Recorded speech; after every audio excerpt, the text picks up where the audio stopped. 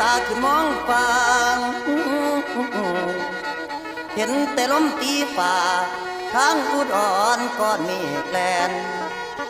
นกแก่นแว่นแก่แก่ห้องห่วงเขากะแก่เหลืองคิดอดีตสืบเนื่องเรื่องผ่านมันผ่านจิตหัวใจเอ้ยบ่อยากเก็บมาคิดแต่บ่ลืมบ่มีใด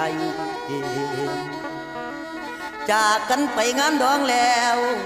ยังมีแววให้ได้ข่าวว่าผัวไปมักสาวป้าน้องเป็นแม่ห่างบางน้องให้นางเหงาหูบ่น้องชายหนึ่งคิดทอดเจ้านั่งเจ้าคอยหาฝากน้ำตากับสายฝนนั่งทุรนทุรายเอา